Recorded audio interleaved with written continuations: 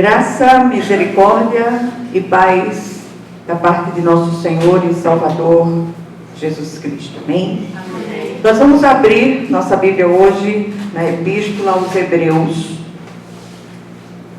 capítulo 6, e vamos ler do versículo 10 até o 12. Hebreus 6, de 10 a 12, diz assim a palavra do Senhor: Deus não é injusto, Ele não se esquecerá do trabalho de vocês e do amor que demonstraram por Ele, pois ajudaram os santos e continuam a ajudá-los. Queremos que cada um de vocês mostre essa mesma prontidão até o fim, para que tenham a plena certeza da esperança, de modo que vocês não se tornem negligentes, mas imitem aqueles que, por meio da fé e da paciência, receberam a herança prometida. Amém? Amém. Vamos orar. Senhor nosso Deus e nosso Pai Celestial, o Senhor é aquele que sonda e conhece o coração de cada um de nós. O Senhor sabe quando nos deitamos, quando nos levantamos. O Senhor conhece as inquietações mais profundas dos nossos corações. E hoje nós queremos colocar tudo, absolutamente tudo, debaixo da Tua santa e excelsa autoridade. Que nenhuma de nós saia daqui do mesmo modo que entrou, mas que sejamos profundamente ministradas pelo Teu Espírito, em nome de Jesus. Amém. Minhas amadas, eu queria convidá-las hoje para juntas buscarmos perseverança na fé, no amor e também no serviço. Nunca vi um tempo de tantas agonias profundíssimas como tem acontecido no meio do povo de Deus. Eu não estou falando só da nossa pequena comunidade, não. Falo das queixas que chegam, dos pedidos de oração pesados que têm chegado até nós. E só a misericórdia do Senhor para seguir em frente e não endoidecer, porque tem isso também. Este capítulo todo trata do progresso da fé daqueles que uma vez foram alcançados e experimentaram do dom celestial, se tornando participantes do Espírito Santo. Há um crescendo em santificação, amor e serviço exigido pelo Espírito de Deus àqueles que uma vez foram alcançados. O contexto todo no qual os versículos que nós lemos foi citado, ele fala especificamente da necessidade de seguirmos em perseverança e fé, não negligenciando a obra de Deus, na esperança da glória vindoura. Diz o Senhor: é na vossa perseverança que ganhareis as vossas almas. É na nossa perseverança que venceremos as batalhas. É na nossa perseverança, na fé, que venceremos as investidas do nosso adversário, que não têm sido poucas nos últimos tempos. O autor da epístola nos encoraja a 3 ações. Primeira, a não perdermos de vista que Deus está atento ao empenho na sua obra. E eu vou reler o texto. Deus não é injusto, Ele não se esquecerá do trabalho de vocês e do amor que demonstram por Ele, pois ajudaram os santos e continuam a ajudá-los. A segunda ação é nos manter em perseverança, no amor e no serviço, mesmo apesar de todos os pesares. Na minha situação atual, no meu momento atual, de luto, de tristeza profunda, porque, muito embora muitos não entendam, mas vocês não têm noção do que é esse luto. Eu me sinto rasgada por dentro, com a partida do meu amado. Mas não deixei de fazer a obra de Deus nem um dia. E eu não estou chamando para mim os méritos desta ação.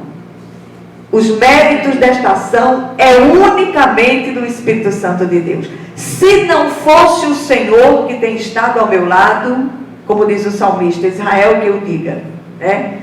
Os nossos inimigos espirituais já teriam nos engolido vivas, não é? Então, muitas de vocês estão atravessando momentos extremamente difíceis e eu quero dizer, não desistam, não cessem de orar, não deixem de buscar o Senhor com toda a força do seu coração, crendo que Ele entrará com a providência nessa situação específica, em nome de Jesus. E aí, a gente vai para a terceira ação. Não se tornarem, ou não se tornar negligente, mas procurar imitar a fé e a paciência daqueles que perseveraram antes de nós e alcançaram a promessa. São os que perseveram que alcançam a promessa. Mesmo, repito, apesar de todos os pesares, o Senhor conhece aquilo que está na profundidade do nosso coração. Antes que a palavra ou as palavras cheguem aos nossos lábios, o Senhor já conhece. Agora, deixa eu só dizer uma coisa a vocês. Evitem a murmuração, o queixume, para não dar ao adversário lugar para que ele entre e haja contra nós. O adversário, ele não tem poder criativo nem criador. Por que que ele vive numa ciranda contínua ao nosso derredor, esperando as deixas, como se costuma dizer? Aquela queixa, aquela antipatia por determinada pessoa e coisas do tipo. Fiquem espertos, fiquem espertas e deixem que o Senhor fale hoje de modo especial ao coração de vocês. Vamos meditar um pouco. Eu queria trazer aqui 3 pontos para a nossa meditação. Primeiro, temos meditado nos últimos tempos a respeito dos dias maus nos quais vivemos. A maioria dos cultos nós falamos a respeito disso. Ser cristão hoje demanda esforço diligente para não nos deixar abater ou esmorecer pelo cenário tenebroso ao redor de nós. E esse cenário, ele está instalado dentro e fora dos lares. Para onde você se vira, há uma demanda, e uma demanda pesada. Perseverar até o fim é preciso. Há uma herança prometida esperando pelos que não desistem. No capítulo 10, o autor desta epístola faz um apelo ao passado.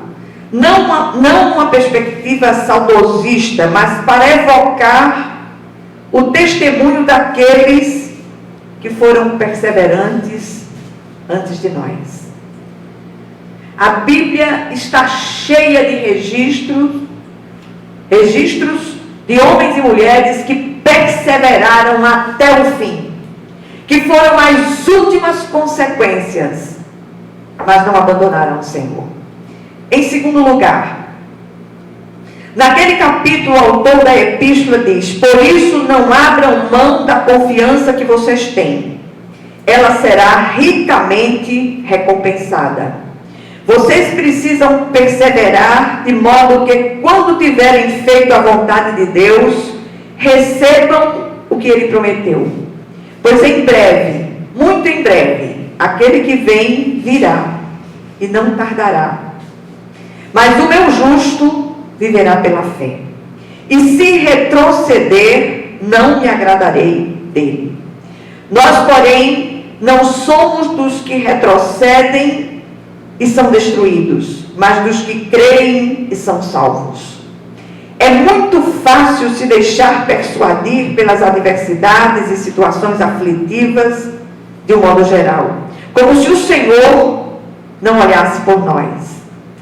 Elas têm o poder de nos distrair, de tirar a nossa atenção do Senhor. Assim, sigamos e prossigamos sem esmorecer, na força que só o Senhor supre.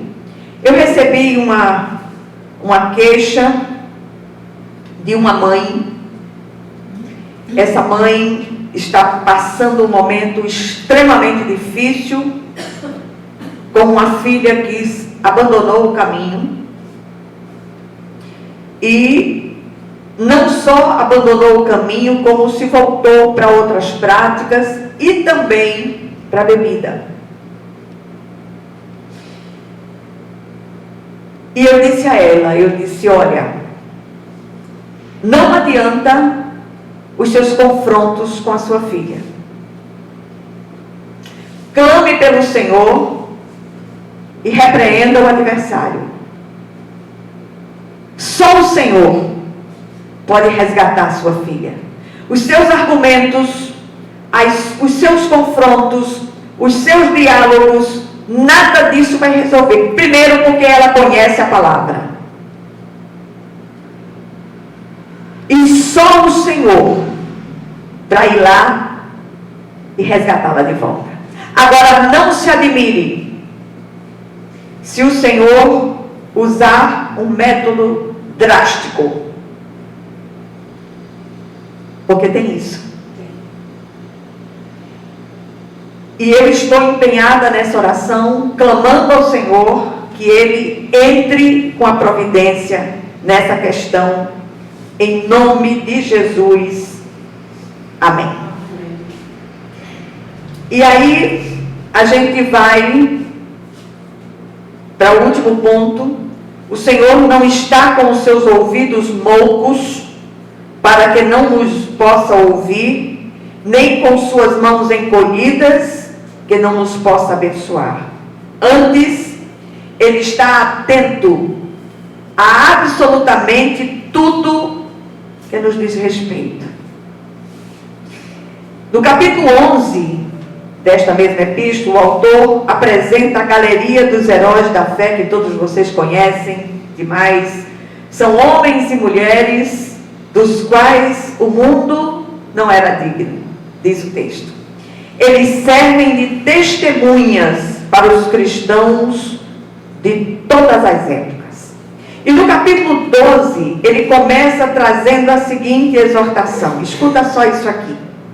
Portanto, também nós, uma vez que estamos rodeados por tão grande nuvem de testemunhas, livremo-nos de tudo o que nos atrapalha e do pecado que nos envolve.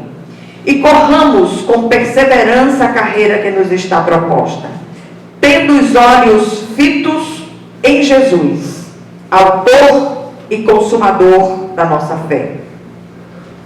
Ele, pela alegria que lhe fora proposta, suportou a cruz, desprezando a vergonha, e assentou-se à direita do trono de Deus.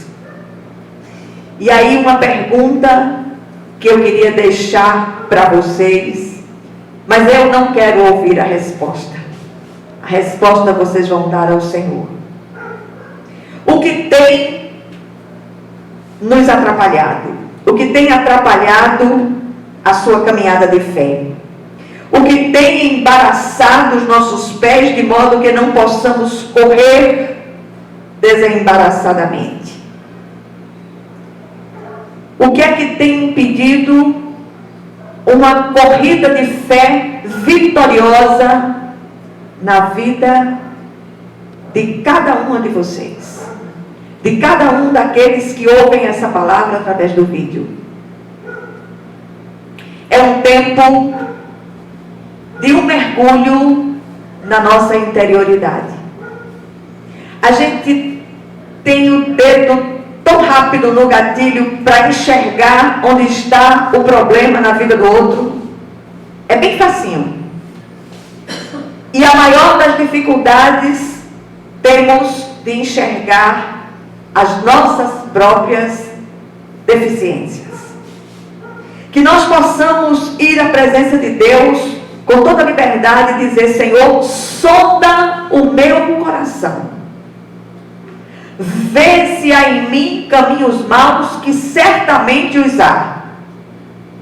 Que o Senhor possa vir com toda a liberdade nas nossas vidas. E lá onde está o cerne, o ponto nevrálgico das nossas encrencas, que o Senhor possa ir lá e nos revelar e nos fazer buscar essa libertação em nome de Jesus. Muitas vezes esse ponto nevrálgico está em inclinações, na maioria das situações, esse ponto nevrálgico está nas inclinações da nossa própria carne. Qual a inclinação da sua carne que tem feito você perder o controle, perder o ânimo, perder a alegria e deixar que a vitória escape de você? Pensem nisso em nome de Jesus. E para terminar, o que aprendemos aqui nessa brevíssima meditação? A grande lição deste texto é a necessidade de perseverança na carreira proposta. Quem fez a promessa é fiel e não vai negligenciar. No momento em que você faça esse caminho de volta e diga: Senhor, perdão, eis-me aqui, traga os consertos que a minha vida precisa e que eu possa ser um instrumento para o conserto na vida de muitos. Que assim seja em nome de Jesus. Amém?